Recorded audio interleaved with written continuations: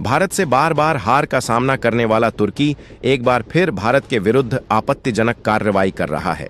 लेकिन इस बार भारत ने न केवल तुर्की की इस बुरी हरकत का जवाब दिया है, बल्कि उसके साथ ऐसा कुछ कर दिया है कि तुर्की न तो इसे कभी भुला पाएगा और न ही इस आघात से उबर पाएगा। दरअसल तुर्की लगातार मुस्लिम जगत का नेतृत्वकर्ता बनने की कोशिश में भारत के विरुद्ध कदम उठाता रहा है। चाहे वह ऑपरेशन सिंदूर का मामला हो, भारतीय व्यापार को लक्ष्य बनाना हो, या भूमध्य सागर मेडिटेरियन सी में भारत के युद्धपोतों को निशाना बनाना हो, तुर्की हमेशा भारत को लगातार निशाना बनाता रहा है। लेकिन अब तुर्की भारत के जाल में पूरी तरह फंस चुका है। स्थिति यह है कि जो तुर्की अब तक भारत को लगातार धमका रहा था और सऊदी अरब जैसे कई मुस्लिम राष्ट्रों को साथ लेकर भारत के खिलाफ रणनीति बना रहा था, वही तुर्की अब भारत के निशाने पर इस तरह आ गया है कि उसकी नौसेना ने भारत के सामने घुटने टेक दिए हैं। जी हां, इस समय एक ऐसी खबर सामने आई है जिसने पूरी दुनिया के मीडिया का ध्यान अपनी ओर खींचा है। पूरी दुनिया में एक बार फिर भूमध्य सागर को लेकर खलबली मच गई है। तुर्की और भारत के बीच एक बार फिर चर्चा शुरू हो गई है और यह चर्चा युद्धपोतों से संबंधित एक बड़ी शुरुआत पर केंद्रित है जो लंबे समय से चली आ रही थी, जिस पर अंततः भारत ने एक बड़ा पलटवार किया है। भारत द्वारा किया गया यह प्रतिशोध इस समय तुर्की को पचा नहीं पा रहा है। स्थिति यह बन गई है कि तुर्की के एक नहीं बल्कि 3 युद्धपोत, वे तीनों बेड़े जो लगातार भारत के विरुद्ध खड़े हो रहे थे, उन्हें डुबो दिया गया है। तुर्की इस समय भूमध्य सागर में अपने 3 युद्धपोतों को खो चुका है। इसके परिणाम स्वरूप तुर्की पूरी तरह से तिलमिला उठा है। जी हां, 1 या 2 नहीं बल्कि 3 युद्धपोतों को निशाना बनाकर तुर्की के ये तीनों युद्धपोत नष्ट कर दिए गए हैं। इस पूरी घटना के बीच पूरा तुर्की तिलमिलाहट में भारत पर इस घटना के लिए हमलावर होने की कोशिश कर रहा है। लेकिन भारत ने भी एक बात स्पष्ट करते हुए समझाया है कि भारत पहले अपने दुश्मन पर नजर रखता है, लेकिन जब वह करारा पलटवार करता है तो दुश्मन को संभलने का मौका भी नहीं देता है। और इस समय कुछ ऐसा ही होता हुआ दिखाई दे रहा है। इस समय कुछ ऐसी ही परिस्थितियां बनती हुई दिखाई दे रही हैं और ये परिस्थितियां इतनी बड़ी होने जा रही हैं कि पूरी दुनिया इसे सुनकर दंग रह जाएगी। दरअसल भारत इस समय ग्रीस के साथ भूमध्य सागर में उतर चुका है। भारत काफी समय पहले से ही मेडिटेरियन सी में बड़े सैन्य अभ्यास कर रहा है। तुर्की भारत के युद्धपोतों को लगातार निशाना बनाने की कोशिश में लगा हुआ था। अब उसी बात को लेकर भारत ने स्पष्ट करते हुए तुर्की पर अपना शिकंजा कस दिया है। यह शिकंजा सिर्फ भारत ने ही नहीं बल्कि भारत के साथ लगभग 22 देशों ने भी कस दिया है, जिसके चलते अब तुर्की चारों तरफ से घिर चुका है। एक तरफ तो भारत ने भूमध्य सागर में इस समय तुर्की के युद्धपोतों को पूरी तरह से घेरते हुए 3 युद्धपोतों को नष्ट कर दिया है, तो वहीं भारत ने अब सामरिक दृष्टिकोण के साथ साथ अपनी सबसे बड़ी शक्ति सॉफ्ट पावर का भी इस्तेमाल करते हुए तुर्की को घुटनों पर ला दिया है। इस समय की पूरी खबर क्या है? क्या पूरी जानकारी सामने आ रही है? भूमध्य सागर में इस समय क्या स्थिति बन चुकी है, जहां ठंडे सागर में आग भड़क उठी है, जिसको लेकर पूरी दुनिया का मीडिया स्तब्ध रह गया है। और इस पूरी घटना के बीच इजराइल की तरफ से भारत को बहुत बड़ा समर्थन भी मिल चुका है। पूरी खबर क्या है? क्या पूरी जानकारी सामने आ रही है? इस समय पूरा परिदृश्य क्या बन चुका है, हम आपको इस वीडियो में बताएंगे। चैनल पर नए हैं तो बने रहें, वीडियो को लाइक करें और अगर अभी तक आपने चैनल को सब्सक्राइब नहीं किया है तो चैनल को सब्सक्राइब कर लें और बेल आइकन को जरूर दबा लें ताकि इससे जुड़ी खबर और अपडेट आप तक सबसे पहले पहुंचती रहे। और दोस्तों, आप सभी से एक और अनुरोध है कि आप देश के जिस भी स्थान या कोने से हमारी वीडियो से जुड़ रहे हैं, उस जगह और शहर का नाम कमेंट बॉक्स में लिखकर जरूर बताएं ताकि हम समझ सकें कि हमारे दर्शक किन किन जगहों से हमसे जुड़ रहे हैं और हम आप तक बेहतर और सटीक जानकारी आगे भी पहुंचा सकें। इसके लिए चैनल को सब्सक्राइब करके बेल आइकन को ऑल पर जरूर सेट कर लीजिएगा। दरअसल तुर्की हमेशा भारत को लेकर कई बड़े लक्ष्य साधने की कोशिश करता है। तुर्की हमेशा पाकिस्तान के साथ खड़ा होकर भारत को आंख दिखाने की ताक में रहता है और यह सब कुछ अब तुर्की के खिलाफ इस समय भारत की रणनीतियों में साफ दिखाई दे रहा है। दरअसल आपको बता दें कि तुर्की आज से नहीं बल्कि बहुत लंबे समय से भारत के विरुद्ध काम करता रहा है। अगर देखा जाए तो ऑपरेशन सिंदूर के दौरान भी तुर्की ने अपने ड्रोन पाकिस्तान को दिए थे ताकि भारत को निशाना बनाया जा सके और पाकिस्तान ने इन्हीं ड्रोनों का इस्तेमाल करके भारत पर हमले की योजना भी बनाई थी, जिसे भारत ने न केवल विफल कर दिया था बल्कि तुर्की को यह भी साफ चेतावनी दी थी कि इसके बाद भारत का अगला एक्शन तुर्की पर ही होने जा रहा है। इसे लेकर तुर्की को लगा कि भारत सिर्फ कह रहा है, लेकिन अब उसे एक बात तो समझ आ चुकी है कि भारत सिर्फ कहने वाला नहीं बल्कि करने वाला देश भी बन चुका है। इस बार भारत ने भूमध्य सागर यानी कि तुर्की के खुद के सागर के अंदर घुसकर ही उसे धूल चटा दी है। स्थिति यह है कि भारत ने इस समय ग्रीस के साथ अपनी बहुत बड़ी सैन्य अभ्यास शुरू की थी और यह सैन्य अभ्यास नौसेना अभ्यास और सैन्य बलों का संयुक्त अभ्यास था, यानी कि यहां भारत के कई युद्धपोत भी भेजे गए थे। लेकिन तुर्की की तरफ से भारत को लेकर बड़े कदम उठाने की कोशिश की गई।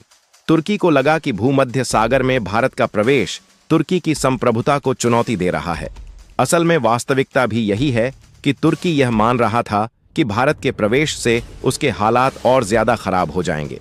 अगर देखा जाए तो विश्व के भौगोलिक मानचित्र में ग्रीस तुर्की का सबसे करीबी और कट्टर दुश्मन है, लेकिन भारत ने इस समय ग्रीस के साथ ही अपना सबसे बड़ा अभ्यास शुरू किया है, वह भी तुर्की के जल क्षेत्र से केवल कुछ 100 नॉटिकल माइल्स की दूरी पर।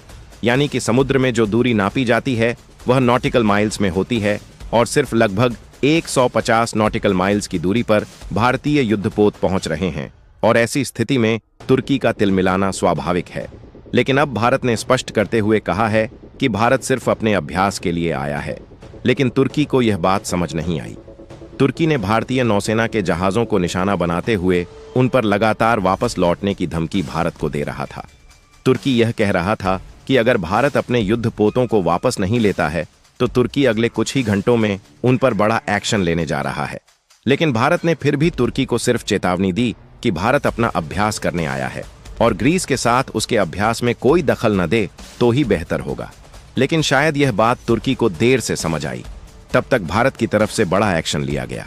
दरअसल आपको बता दें कि यह एक्शन सिर्फ भारत ने नहीं बल्कि ग्रीस की तरफ से लिया गया है। लेकिन इसके पीछे जो खड़ा है वह है भारत की सबसे बड़ी शक्ति।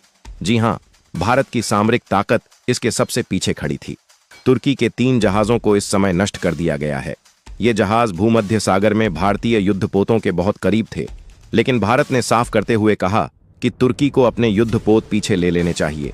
लेकिन शायद यह बात तुर्की को समझ नहीं आ रही थी और भारत की तरफ से इसके बाद ग्रीस ने सीधे इन पर हमला बोल दिया। ग्रीस की तरफ से भारतीय तारपीड़ों का इस्तेमाल किया गया, यानी कि शक्ति असल में भारत की ही थी। भारतीय उपकरणों का इस्तेमाल करते हुए जैसे ही ग्रीस ने तुर्की के ऊपर हमला बोला, तुर्की के 3 युद्धपोतों को तुरंत डुबो दिया गया है। स्थिति यह बन चुकी है कि तुर्की अब बौखला उठा है। तुर्की लगातार इस समय भारत को निशाना बनाने की कोशिश में है, क्योंकि वह अच्छी तरह समझ रहा है कि भले ही यह काम ग्रीस की तरफ से किया गया है, लेकिन इसके पीछे सबसे बड़ा हाथ भारत का है। और इस समय तुर्की लगातार इसको लेकर भारत को निशाना बनाने की कोशिश में भी लगा था। लेकिन इसके बाद जो हुआ है वह पूरी दुनिया को चौंका रहा है। दरअसल भारत ने तुर्की को उसकी असली जगह दिखाने का काम किया है। भारत ने साफ कर दिया है कि एक बार में समझ जाओ, अगर समझ नहीं आ रही तो जिसे अपनी सबसे बड़ी शक्ति तुर्की मानता है, भारत उसे भी अब नष्ट करने की ताकत रखता है। आपको बता दें कि तुर्की अपने ड्रोनों के भरोसे पूरी दुनिया पर राज करने की योजना बनाता है। तुर्की के पास दुनिया के वर्ल्ड क्लास ड्रोन हैं। अगर बात की जाए तो दुनिया में सबसे शक्तिशाली ड्रोन या तो इजराइल के पास हैं या फिर तुर्की के पास हैं, और तुर्की इन्हीं ड्रोनों का इस्तेमाल भारत को लेकर धमकियां दे रहा था। लेकिन भारत ने तुर्की के 1-2 नहीं बल्कि कई हजारों की संख्या में ड्रोनों को नष्ट कर दिया है, और यह भारत की तरफ से लिया गया बहुत बड़ा एक्शन था। और इस समय तुर्की के 1-2 नहीं बल्कि कई ड्रोन उपकरण नष्ट होने के साथ ही तुर्की बौखला उठा है। तुर्की जिन ड्रोनों को अजेय मान रहा था, तुर्की जिन ड्रोनों को मान रहा था कि इन्हें मिटाने की ताकत दुनिया के किसी भी न तो रडार सिस्टम में है, न ही दुनिया के पास कोई ऐसा उपकरण है जो इन्हें नष्ट कर सकता है। लेकिन शायद तुर्की भूल चुका था कि भारत के पास खाली 5000 जैसे लेजर बीम वाले हथियार हैं, जिन्हें भारत चाहे जितनी बार इस्तेमाल करे न तो ये खत्म होने वाले हैं और न ही इनमें कोई कमी आने वाली है। भारत ने एक एक करके तुर्की के कई सारे लक्ष्यों को एक साथ ड्रोनों को निशाना बनाते हुए ध्वस्त कर दिया। तुर्की समझ चुका है कि अब भारत के सामने उसके ड्रोनों की भी शक्ति नहीं चलने वाली है। दरअसल आपको बता दें कि ड्रोन जिस टेक्नोलॉजी पर काम करते हैं, भारत उस टेक्नोलॉजी को बेहतर ढंग से डिकोड कर चुका है। भारत के पास ऐसी टेक्नोलॉजी है कि अब दुनिया की कोई भी ड्रोन टेक्नोलॉजी सामने नहीं टिक सकती। दुनिया का कोई भी ड्रोन भारत के सामने आ जाए, भारत उसे चंद सेकंड के अंदर मारकर गिरा सकता है। लेकिन चीजें एक तरफ यहां तो सामरिक दृष्टिकोण से टकरा रही थीं, तो दूसरी तरफ भारत और तुर्की को लेकर एक और बड़ी खबर इस समय सामने आ चुकी है। भारत ने न केवल तुर्की को इस समय भूमध्य सागर में धूल चटा दी है, बल्कि भारत के कई युद्धपोत इस समय भूमध्य सागर में और भी उतर चुके हैं। स्थिति यह बन चुकी है कि भारत ने भूमध्य सागर के इस पूरे इलाके को इस समय अपनी छावनी में बदल दिया है।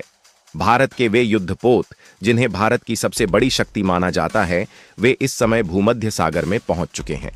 तुर्की को शायद सबक सिखाने की पूरी तैयारी भारत ने कर ली है, लेकिन दूसरी तरफ भारत ने एक तरफ तो सामरिक दृष्टिकोण से, तो दूसरी तरफ भारत अपनी सबसे बड़ी सॉफ्ट पावर का इस्तेमाल भी कर दिया है। भारत इस समय तुर्की को चौतरफा मात देने की तैयारी में है।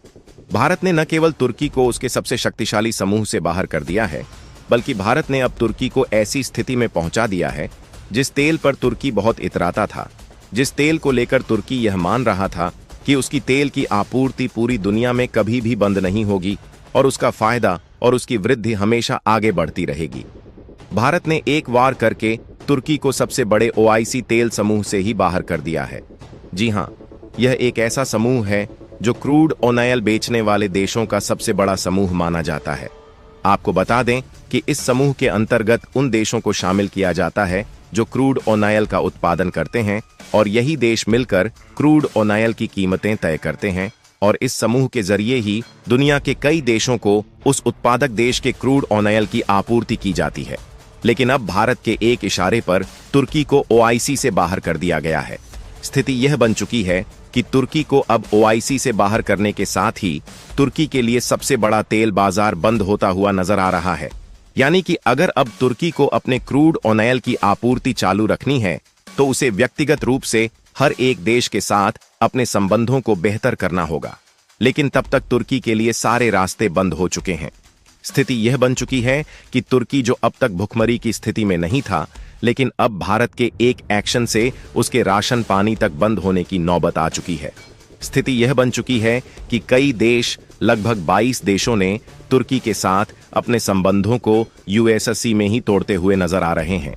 तुर्की के साथ ऑस्ट्रेलिया, न्यूजीलैंड, साथ ही 9 जो ईस्ट साउथ ईस्ट के देश हैं जो भारत के सबसे करीबी माने जाते हैं, चाहे म्यांमार ले लें, थाईलैंड ले लें, मलेशिया ले लें, इंडोनेशिया ले लें, इन देशों ने तुर्की को सीधा भारत के एक इशारे पर ही बॉयकॉट कर दिया है। स्थिति यह बन चुकी है कि तुर्की अपने ही समूह के अंदर एक तरफ बॉयकॉट हो चुका है और एक तरफ तुर्की को होने वाली आपूर्ति भी ठप होती नजर आ रही है। स्थिति यह बन चुकी है कि अब तुर्की को कोई भी रास्ता नहीं दिखाई दे रहा है, क्योंकि तुर्की को भारत से भिड़ना इतना महंगा पड़ेगा, इस बात का उसे अंदाजा नहीं था। दरअसल तुर्की को यह लग रहा था कि पाकिस्तान के साथ खड़ा होकर और भारत के खिलाफ जाकर वह मुस्लिम जगत का नेता बन जाएगा। एक बार फिर से मुस्लिम जगत में तुर्की का दबदबा हो जाएगा। मुस्लिम देश उसे अपना सबसे बड़ा मुखिया मानेंगे। लेकिन हुआ इसका ठीक उल्टा। अब तुर्की को न तो अब कई देश अपने साथ मान रहे हैं, बल्कि उसे ओआईसी से बाहर करने के बाद उसके मुस्लिम जगत का खलीफा बनने का सपना भी चूर चूर होता दिखाई दे रहा है। स्थिति यह बन चुकी है कि कई देशों ने तो तुर्की को सीधे निशाना बनाते हुए साफ कर दिया है कि वे अपने संबंध तुर्की के साथ तोड़ रहे हैं, और अगर ऐसा नहीं करेंगे तो उन्हें भी तुर्की की तरह ही पूरी दुनिया व्यवहार करने वाली है। कई मुस्लिम देशों ने ही उसे अपने से अलग थलग कर दिया है। तुर्की को लगा था कि पाकिस्तान का साथ देकर वह तमाम देशों के लिए सबसे बड़ा मुखिया बन जाएगा। उसे लगा था कि सऊदी अरब जैसे देशों के साथ खड़ा होकर वह भारत को चुनौती दे देगा, लेकिन असल में अब वही सऊदी अरब पीठ दिखाकर भाग चुका है। सऊदी अरब ने साफ कर दिया है कि इस पूरे घटनाक्रम के बीच में सऊदी अरब का कोई भी हाथ नहीं है। न तो सऊदी अरब इस पूरे घटनाक्रम में अपने आप को सामान्य तौर पर शामिल करता है, और न ही अब सऊदी अरब इस पूरे घटनाक्रम से अपने आप को जुड़ा हुआ मानता है। जैसे ही तुर्की के इस पूरे घटनाक्रम को लेकर सऊदी ने हाथ खड़े किए, अब तुर्की अलग थलग पड़ चुका है। एक तरफ तो भारत, दूसरी तरफ भारत के साथ इस वक्त खड़ा हुआ सबसे बड़ा देश ग्रीस, उसका सबसे करीबी पड़ोसी, और इसके बाद अब इजराइल ने भी भारत का साथ दे दिया है। दरअसल आपको बता दें कि तुर्की का सबसे कट्टर दुश्मन इजराइल भी है। इजराइल इस वक्त वैसे भी भारत के साथ हमेशा ही होता है, और इस वक्त इजराइल ने साफ करते हुए कहा है कि अब भारत के साथ उसके भी युद्धपोत जल्द ही भूमध्य सागर में उतरने जा रहे हैं। यानी कि अब भूमध्य सागर में हालात एक बार फिर से बहुत तेजी से बदलने जा रहे हैं। अब तुर्की की इस वक्त खैर नहीं है। दरअसल तुर्की इस वक्त बहुत बड़ी प्लानिंग कर रहा था भूमध्य सागर में, लेकिन भारत के एक कदम के साथ ही तुर्की की एक तरफ तो प्लानिंग धरी की धरी रह चुकी है और दूसरी तरफ तुर्की जो भारत को अब तक धमकियां दे रहा था वो अब अचानक से स्तब्ध हो उठा है। लेकिन तुर्की अभी भी अपनी हरकतों से बाज नहीं आ रहा है। आपको क्या लगता है, भारत को अब आगे तुर्की को लेकर क्या एक्शन लेने चाहिए? कमेंट बॉक्स में लिख करके जरूर बताइएगा। साथ ही वीडियो को लाइक और चैनल को अगर अभी तक आपने सब्सक्राइब नहीं किया तो चैनल को सब्सक्राइब कर लें और बेल आइकन को भी जरूर दबा दीजिएगा। जय हिंद दोस्तों।